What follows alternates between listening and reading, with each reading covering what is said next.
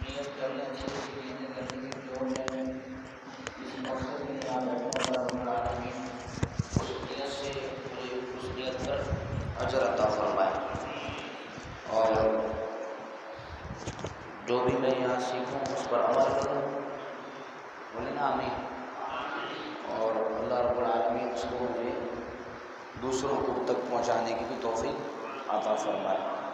نماز کورس الحمدللہ اللہ کے فضل و کرم سے یہ ہمارا تیسرا سال ہے کہ ہم یہاں پر اس مسجد میں، جامع مسجد چشتیہ میں الکرم اسلامک سینٹر کے زیر اہتمام فری آف کورس نماز کورس کرواتے ہیں، جو کہ 20 دن پر مشتمل ہوتا ہے۔ تو نماز کورس سے پہلے، نماز کے مسائل جاننے سے پہلے اس کی فرضیت کا، اس کی اہمیت کا جو ہے وہ ہمیں یہ جاننا ضروری ہے کہ نماز ہے کیا، اور اگر نماز کے مسائل اتنے ہی اہم ہیں تو سب سے پہلے یہ جاننا ضروری ہے کہ نماز کی اہمیت اور فرضیت کیا ہے۔ اس کے لیے اللہ اور اس کے رسول صلی اللہ علیہ وآلہ وسلم نے کیا ارشاد فرمایا۔ چند ایک چیزیں جو ہیں وہ میں آپ کے سامنے آج ذکر کرتا ہوں کہ نماز کی فضیلت و اہمیت پر قرآن مجید فرقان حمید میں اللہ رب العالمین نے کیا ارشاد فرمایا۔ اللہ رب العالمین ارشاد فرماتا ہے حافظوا علی الصلوات والصلاۃ الوسطی، کہ اے ایمان والو کیا کرو، پابندی کرو سب نمازوں کی، خصوصاً درمیانی نماز کی۔ درمیانی نماز کون سی ہے؟ نماز عصر۔ اور کھڑے رہا کرو، وقوموا للہ قانتین، اور کھڑے رہا کرو اللہ کے لیے عاجزی کرتے ہوئے۔ اس کا مطلب یہ ہوا، یہ پتہ چلا کہ نماز عاجزی کا نام ہے۔ نماز کس کا نام ہے؟ عاجزی کا نام۔ جب ہم کسی دنیا دار کو دیکھیں نا، کسی بادشاہ کے پاس ہم جا رہے ہیں تو اس میں ہوتا کیا ہے کہ ہم پوری تیاری کے ساتھ جاتے ہیں کہ بھئی ایسا نہ ہو کہ اس کو ہماری کوئی بات بری نہ لگ جائے، تو ہم اپنے کپڑوں کا بھی دھیان رکھیں گے، صاف ستھرے رہیں گے۔ ہم یہ اپنے اندر ایک چیز یہ لے کر جائیں گے کہ ہم سے جو ہے وہ متنفر نہ ہو، یعنی کہ وہ ہم سے، ہمارے حلیے کو دیکھ کر ہمیں بھگا نہ دیں، ہمارے حالت کو دیکھ کر ہمیں دور نہ کر دیں۔ تو جب ہم مختصر یہ کہ جب ہم دنیا کے کسی، چاہے وہ لیڈر ہو، چاہے کونسلر ہو، چاہے وہ کسی بھی عہدے پر ہو، اس سے ملاقات کے لیے جاتے ہیں تو کیا ہوتا ہے، ہم اپنے ہر چیز کا خیال اور احساس کرتے ہوئے جاتے ہیں کہ کوئی بھی چیز جو ہے وہ اس کو ناگوار نہ گزرے، بری نہ گزرے، جس میں صاف ستھرا رہنا یہ سب سے اولین ترجیح ہوتی ہے۔ تو جب ہم دنیا کے لوگوں کے لیے، دنیا کے بادشاہوں کے پاس جاتے ہیں تو ہر چیز کا خیال رکھتے ہیں، تو اللہ کے حضور حاضر ہونے کے لیے تو ہمیں بدرجہ اولا، جو بادشاہوں کا بادشاہ ہے اس کے حضور حاضر ہونے کے لیے بدرجہ اولا ہمیں ان تمام چیزوں کا خیال رکھنے کی اشد ضرورت ہے۔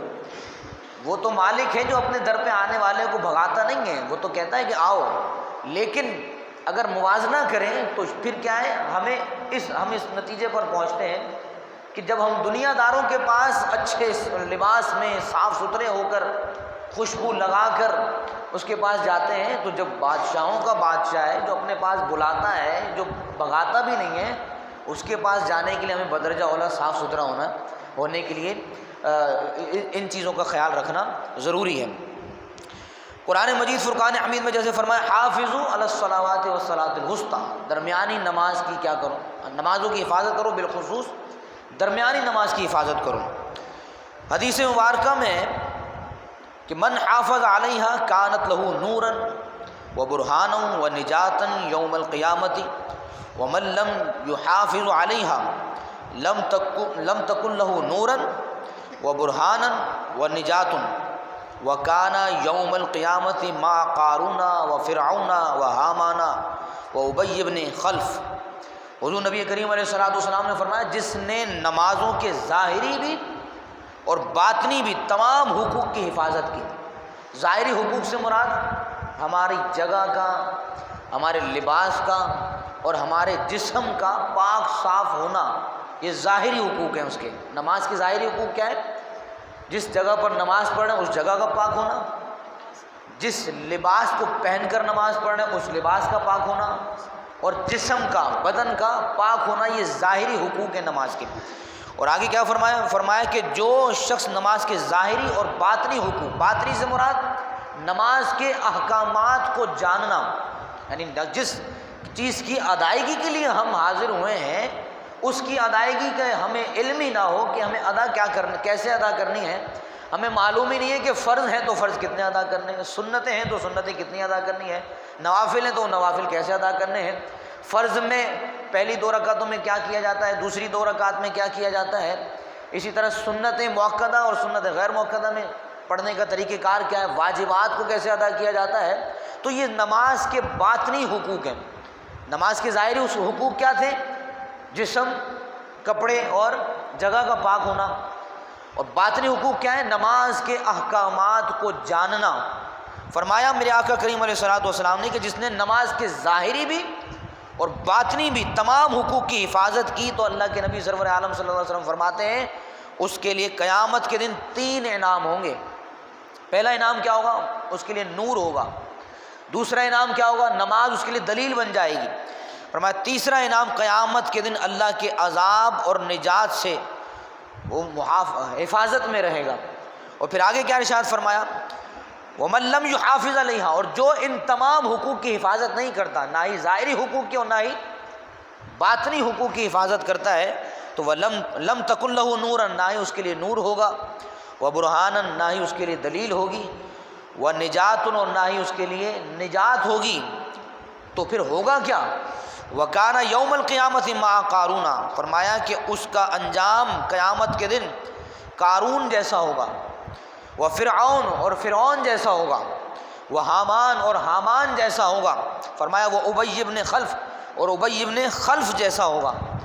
اب بتائیے کہ نماز جو عرفہ و اعلیٰ عبادت ہے، اگر ہم اس کے صحیح ظاہری بھی اور باطنی بھی حقوق کا خیال نہ کریں تو پھر نماز کیا ہے، ہمارے منہ پہ مار دی جائے گی اور وہ نماز اللہ کی بارگاہ میں قبول نہیں ہوگی۔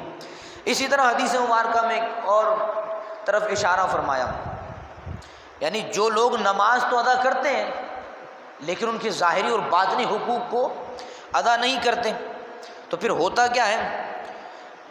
حضور نبی کریم علیہ الصلوۃ والسلام نے فرمایا، جس طرح حدیث شریف میں ایک قرآن مجید میں ایک آیت میں صلاۃ الوسطیٰ درمیانی نماز کا حکم دیا ہے، تو اس سے مراد اور اس سے متعلق حضور نبی کریم علیہ الصلوۃ والسلام نے کیا ارشاد فرمایا؟ حضور نبی کریم علیہ الصلوۃ والسلام کی عصر کی نماز قضا ہو گئی تھی۔ ایک موقع پر حضور کی عصر کی نماز کون سی ہے؟ وسطیٰ، درمیانی نماز ہے۔ عصر کی نماز حضور کی قضا ہو گئی تو آپ صلی اللہ علیہ وسلم نے فرمایا کہ اللہ تعالیٰ ان کفار کے گھروں اور قبروں کو آگ سے بھر دے، کیونکہ انہوں نے ہمیں درمیانی نماز پڑھنے سے مصروف رکھا۔ یعنی اس کا مطلب یہ ہوا کہ جس نے اس نماز عصر کی حفاظت نہیں کی تو حدیث مبارکہ کے الفاظ ہیں ملا اللہ بیوتہم وقبورہم نارا کما شغولنا عن الصلاۃ الوسطیٰ حتی غابت الشمس، کہ اللہ رب العالمین ان کے گھروں کو اور ان کی قبروں کو آگ سے بھر دے کہ جنہوں نے ہمیں مشغول رکھا نماز درمیانی نماز سے یہاں تک کہ سورج غروب ہو گیا اور عصر کا وقت کیا ہو گیا؟ چلا گیا۔ نماز گناہوں کی بخشش کا سبب بھی ہے۔ میرے آقا کریم علیہ الصلوۃ والسلام نے فرمایا اذا کبر العبد للصلاۃ یقول اللہ تعالی للملائکۃ، کتنی اچھی طرف حضور نے اشارہ فرمایا کہ نماز میں جب بندہ آ جاتا ہے نا مسجد میں، ابھی نماز شروع کرے گا تو اللہ کی جانب سے دیکھے اس کی شان کے مطابق کیسے انعامات کی بارش ہوتی ہے۔ فرمایا اذا کبر العبد للصلاۃ، جب آدمی نماز کے لیے تکبیر کہتا ہے، یقول اللہ تعالی للملائکۃ، تو اللہ رب العالمین ملائکہ کو فرماتا ہے ارفعوا ذنوب عبدی عن رقبتہ، کہ میرے بندے سے اس کے گناہوں کو اٹھا لو، میرے بندے سے اس کے تمام گناہ اس کی گردن سے اٹھا لو، حتی یعبدنی طاہرا، یہاں تک کہ جب وہ میرے پاس آئے تو پاک صاف ستھرا ہو کر آئے۔ یعنی اللہ چاہتا ہے کہ جب جیسے ہی بندے نے اللہ اکبر کہا، اللہ نے فوراً فرشتوں کو حکم دے دیا کہ اب میرے بندوں سے اس کے گناہ جو ہیں وہ اٹھا لو، اس لیے کہ جب میری بارگاہ میں آ رہا ہے تو وہ گناہوں سے پاک ہو کر آ جائے۔ اب یہ توفیق ہے اللہ کی کہ وہ اللہ رب العالمین نماز کی توفیق عطا فرما دے۔ جب اس نے توفیق عطا فرما دی تو پھر اس نے ایسے ہی نہیں چھوڑا، فرمایا کہ جب میری بارگاہ میں آؤ گے تو پھر ہوگا کیا؟ میں یہ چاہتا ہوں کہ میری بارگاہ میں آؤ تو پاک صاف ہو کر آؤ، طاہر ہو کر آؤ. کیا فرمایا؟ حتی یعبدنی طاہرا فتاخذ الملائکۃ الذنوب کلھا. تو پھر وہ ملائکہ اس کے تمام گناہ اٹھا لیتے ہیں. فاذا فرغ العبد من الصلاۃ، جب بندہ جو ہے وہ نماز سے فارغ ہو جاتا ہے تو تقول الملائکۃ، تو ملائکہ عرض کرتے ہیں یا ربنا، اے ہمارے رب، انعیدھا علیہ، جو گناہ اس کے اوپر سے اٹھائے ہیں کیا اس کو دوبارہ لوٹا دیا جائے؟ تو اللہ کیا فرماتا ہے؟ فیقول اللہ تعالی یا ملائکتی، اللہ فرماتا ہے اے میرے ملائکہ، لا یلیق بکرم الا العفو، اللہ فرماتا ہے کہ اس کے گناہ، اے میرے ملائکہ، میری شان کریمی نہیں ہے. میری شان کریمی یہ نہیں کہ گناہ کو اس کی طرف دوبارہ لوٹا دوں. فرمایا کہ میری شان تو یہ ہے کہ میں گناہوں کو معاف کر دیتا ہوں. میں کیا کر دیتا ہوں؟ گناہوں کو معاف فرما دیتا ہوں. تو ملائکہ جب اس کے تمام گناہ اٹھا لیتے، جب بندہ نماز سے فارغ ہوتا ہے تو عرض کرتے ہیں، کیا کرتے ہیں؟ اے مالک، کیا ہم گناہ اس کی طرف دوبارہ لوٹا دیں؟ تو کیا فرماتا ہے اللہ رب العالمین؟ اے میرے ملائکہ، میری شان کرم نوازی یہ نہیں ہے کہ میں گناہوں کو اٹھانے کے بعد دوبارہ لوٹا دوں. اللہ تو اتنا کریم ہے، اللہ فرماتا ہے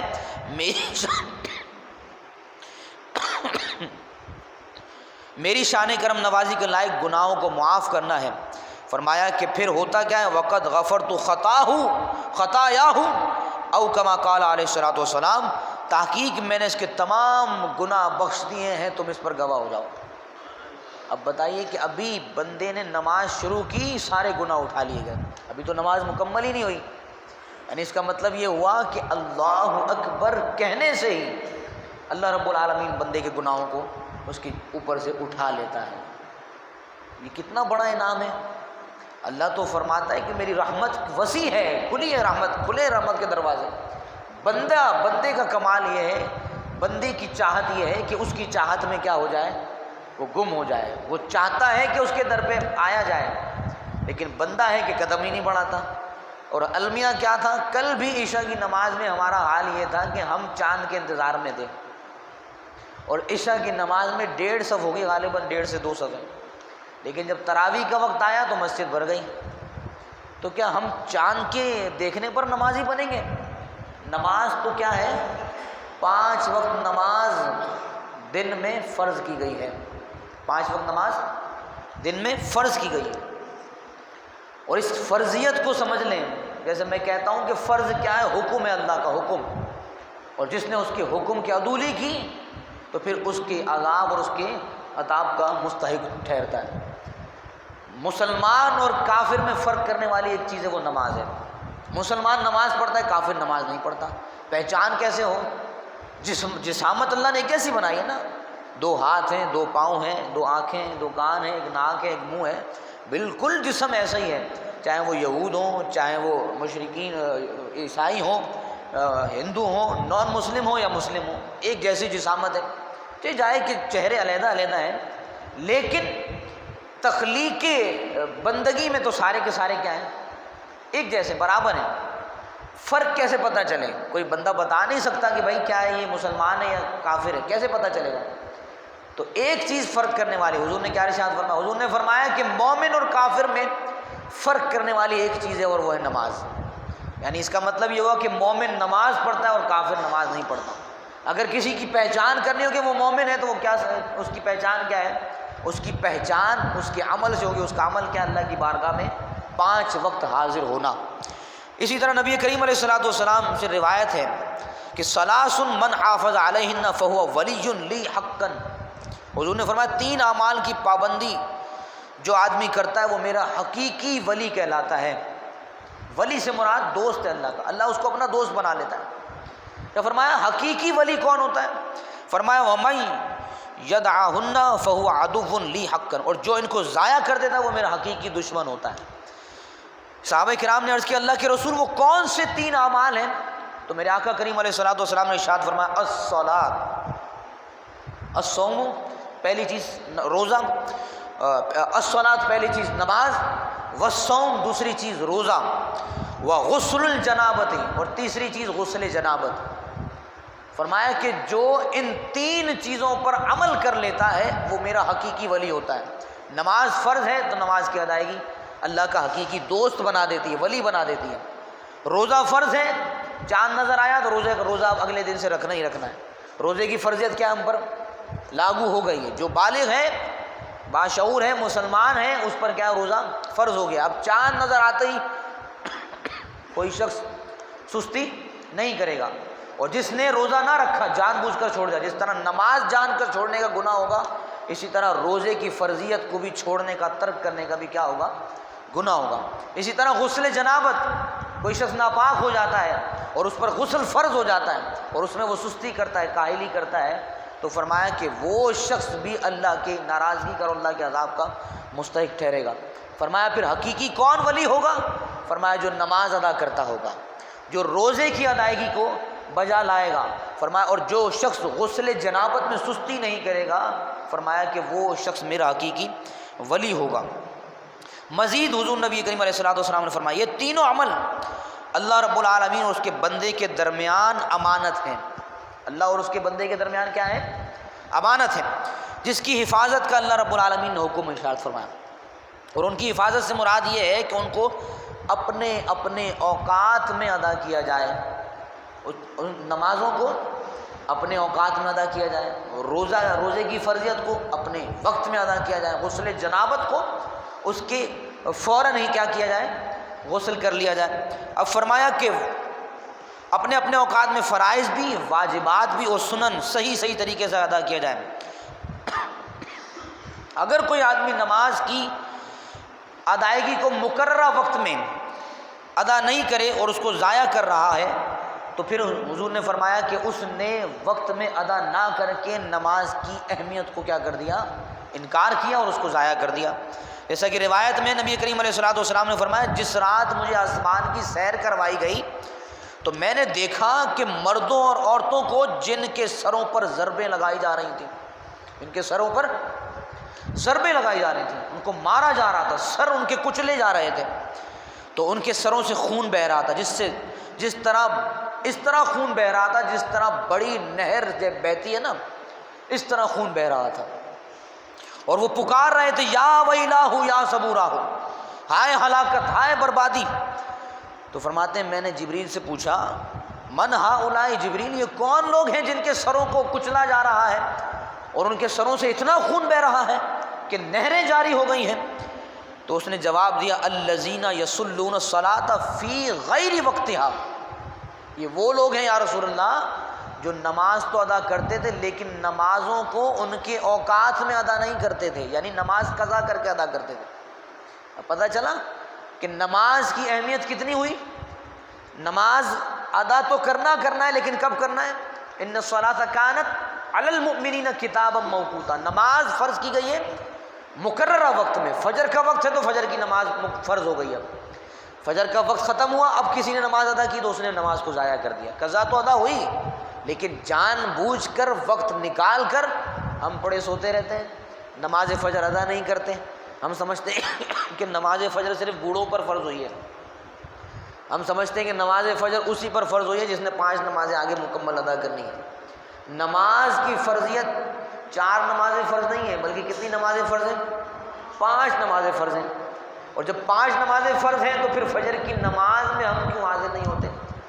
تو جو فجر کی نماز میں حاضر نہیں ہوتا اور جان بوجھ کر نماز کو ترک کر دیتا ہے، جماعت تو چھوڑی لیکن کیا ہے وقت نکلنے کے بعد اسے اہمیت بھی نہ دی، تو پھر من ترک الصلاۃ متعمدا فقد کفر، کہ جس شخص نے نماز کو جان بوجھ کر اس کو حقیر جان کر چھوڑ دیا، حضور فرماتے فقد کفر، تو گویا اس نے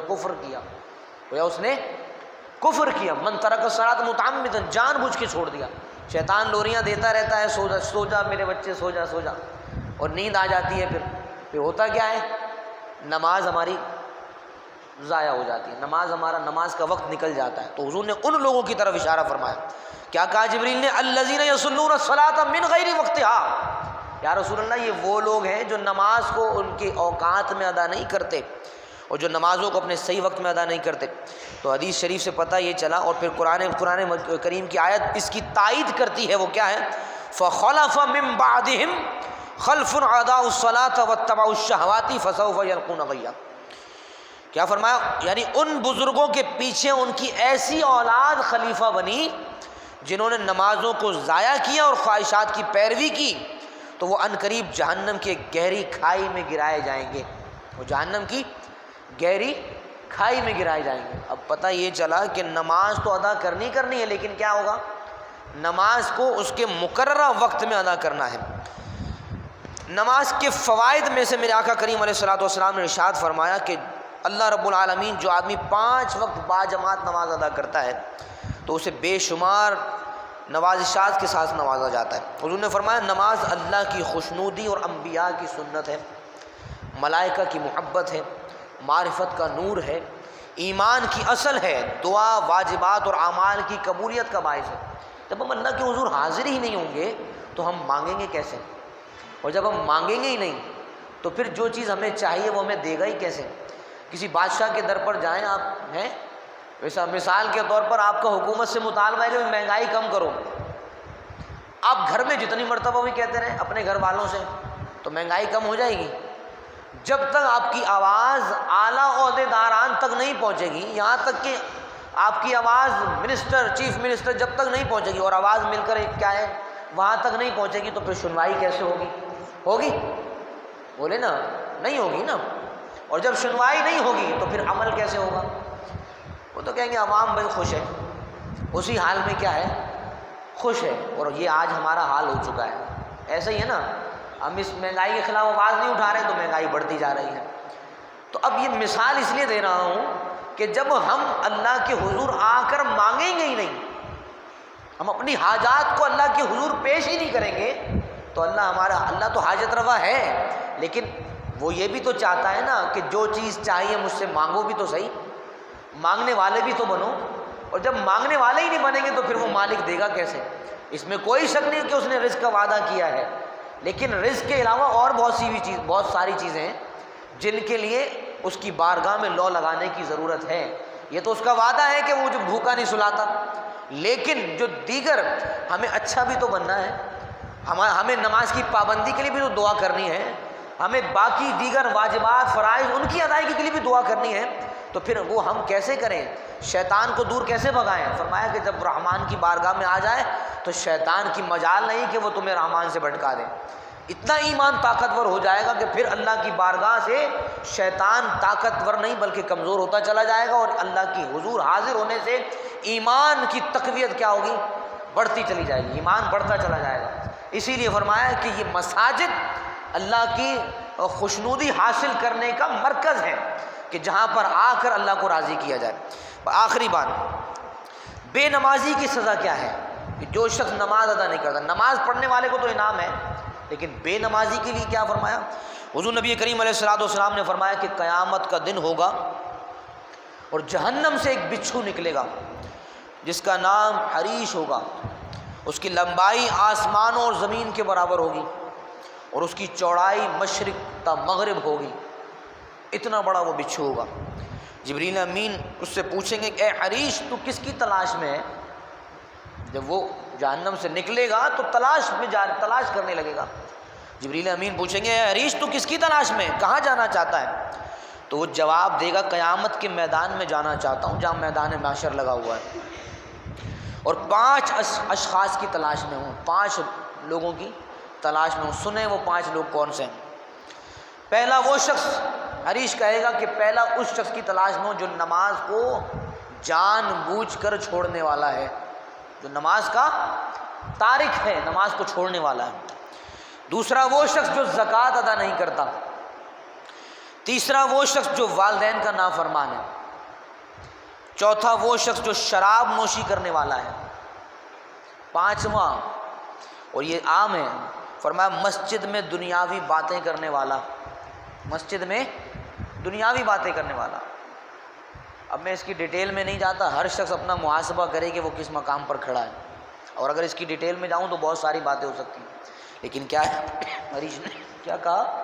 5واں وہ شخص جو مسجد میں دنیاوی باتیں کرتا ہے، اپنے دن بھر کی آ کر یہاں گروپ بندی ہو کر بیٹھ جائے اور پھر سب مسجد اللہ کے ذکر کا، اللہ کے ذکر کرنے کا مرکز ہے، جہاں پر تسبیح و تحلیل اور اللہ کو یاد کیا جاتا ہے، اور مسجد میں آ کر بجائے ذکر و اذکار کے فتنہ پھیلایا جائے، دنیاوی باتیں کی جائیں، تو فرمایا کہ پھر اس کا حشر کیا ہوگا؟ فرمایا کہ وہ بچھو وہ نکلے گا، اس کی تلاش کرے گا اور اسے اپنے ساتھ جہنم میں لے جائے گا، اسے اپنے ساتھ جہنم میں لے جائے گا، چاہے جتنا ہی متقی ہو، جتنا ہی پرہیزگار ہوگا، لیکن اس ایک چھوٹے سے عمل کی وجہ سے اس کو چھوڑا نہیں جائے گا، کیونکہ اللہ رب العالمین فرماتا ہے مساجد اس لیے بنائی گئی ہیں کہ ان میں اللہ کے سوا کسی کو نہ پکارا جائے۔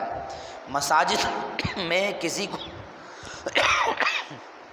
کو نہ پکارنے کا مطلب یہ ہے کہ وہاں اللہ کی عبادت کے سوا کسی غیر کی عبادت نہ کی جائے، کسی اور طرف نہ لے جائے، کسی کو نہ پکارا جائے۔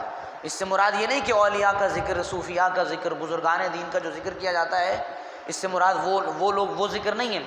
فرمایا کہ پھر کیا کیا جائے؟ ذکر و اذکار کیا جائے، درود شریف پڑھنا اور واعظ و نصیحت کرنا، یہ اللہ کی عبادت اور ذکر ہی کی اقسام ہیں، اس لیے سب چیزیں جائز ہیں۔ تو کیا فرمایا حضور نے؟ فرمایا مدینہ طیبہ میں جب حضور ہجرت فرما کر تشریف لے گئے اور مسجد نبوی کی تعمیر ہو گئی تو آپ اسی مسجد میں وفود سے ملاقات بھی کرتے اور فیصلے بھی فرمایا کرتے تھے۔ مساجد میں جو وفد آیا کرتے ان سے ملاقات بھی کیا کرتے اور فیصلے بھی فرماتے۔ تو پتہ یہ چلا کہ نماز نہ پڑھنے والے ان کے لیے وعید ہے اور نماز ادا کرنے والوں کے لیے انعام ہے، اور جو شخص نماز کو با جماعت چھوڑ دیتا ہے اس کے لیے کیا ہے؟ فرمایا کہ اسلامی معاشرے میں نماز کی فرضیت اور اہمیت کی وضاحت کی گئی، اور ہر شخص جو عاقل ہو گیا ہے، بالغ ہو گیا ہے، مرد ہو عورت ہو، فرض عین ہے کہ اس کو نماز ادا کرنی ہے۔ مردوں پر جماعت کیا ہے؟ ادا کرنا ہر حال میں واجب ہے، اور جو شخص نماز کو با جماعت ادا کرتا ہے تو اس کو اکیلے نماز ادا کرنے سے 27 گنا زیادہ ثواب ملتا ہے۔ کتنے گنا؟ بولیں زور سے، کتنے گنا؟ 27 گنا۔ حضور نے فرمایا اللہ نے فرمایا وَارْكَعُوا مَعَ الرَّاكِعِينَ، رکوع کرنے والوں کے ساتھ رکوع کرو۔ ان الجماعۃ تفضل عن المنفرد بسبب 20 درجۃ، فرمایا 27 سے زائد کا بھی موجب ہے، اور ایک روایت میں کسی آدمی کا جماعت کے ساتھ نماز ادا کرنا اس آدمی کی نماز سے کہیں زیادہ بہتر ہے جو 40 سال تک اکیلے اپنے گھر میں نماز ادا کرتا رہا۔ جو 40 سال تک اکیلے نماز ادا کرتا رہا، اس کی نماز سے اس شخص کی نماز جو جماعت سے ادا کی ہے وہ نماز اللہ کی بارگاہ میں اس شخص کی نماز سے بہتر ہے جو 40 سال تک نماز ادا کرتا رہا۔ 40 سال کی نمازیں لگا لیں تو کاؤنٹ کرنے میں بھی ٹائم لگ جائے گا۔ اب بتائیے کہ نماز کی کتنی سخت وعید ہے، اور جو ارفع و اعلیٰ عبادت ہے ہم اس کو چھوڑ دیتے ہیں۔ آج اس نماز کی فضیلت اور اہمیت کو بتانے کا مقصد یہ ہے کہ نماز کے حقوق اس کی ادائیگی بھی کیا ہے؟ اشد ضروری ہے، اور اگر اس کی ادائیگی نہ کی گئی تو پھر نماز تو ہم پڑھ رہے ہیں، نماز تو ہم ادا کر رہے ہیں، لیکن اس کے باوجود اللہ کی بارگاہ میں قبول نہیں ہو رہی۔ تو اسی لیے اس نماز کورس کا اہتمام کیا جاتا ہے تاکہ جو فریضہ ہم ادا کر رہے ہیں اس کی صحیح معنی میں ادائیگی ہو، نماز کی ظاہری بھی حقوق ہمیں معلوم ہو اور اس کے باطنی بھی حقوق معلوم ہو۔ انشاءاللہ العزیز کل سے نماز کے مسائل کی انشاءاللہ العزیز نماز کے مسائل سے متعلق گفتگو کریں گے۔ اگر آج 5 منٹ زیادہ ہو گئے تو میں معذرت چاہتا ہوں، معاف کر دیجیے گا، اس لیے کہ یہ ٹاپک صرف آج ہی بیان کیا جا سکتا تھا۔ کل سے انشاءاللہ العزیز نماز کے مسائل، نماز کی شرائط ہیں، نماز کے فرائض ہیں، نماز کے واجبات ہیں، سنن ہیں، نماز کو توڑنے والی چیزیں، نماز کے اندر جو بہت ساری چیزیں ہیں جو انشاءاللہ العزیز گائے بگائے کل سے لے کر انشاءاللہ العزیز 20 رمضان المبارک تک اعتکاف سے پہلے انشاءاللہ العزیز ہم انشاءاللہ پڑھیں گے۔ اور جتنے بھی آپ بیٹھے نا، اگر آج یہ اپنا نام لکھوا دیں گے، آج نہیں لکھوا سکتے کل لکھوا دیں، اور مکمل طور پر 20 دن جو شخص اس کلاس میں حاضر ہوگا تو میں انشاءاللہ اس کو انعام دوں گا۔ اللہ کی طرف سے تو بے شمار انعام ملیں گے نا، لیکن اللہ کی دی ہوئی توفیق سے انشاءاللہ العزیز ہم اس کے لیے انعامات رکھیں گے۔ اس کی مکمل 20 دن حاضری ہوگی، کل سے پھر حاضری بھی لگائیں گے انشاءاللہ، ٹھیک ہے نا؟ یہ مت سمجھے گا امام صاحب نے ہمیں کہاں پھنسا دیا۔ میں تو چاہتا ہوں کہ آپ سب جنت میں چلے جائیں۔ جیسے حدیث مبارکہ میں تھے نا، اس کو بند کریں، اس حدیث مبارکہ میں حضور نے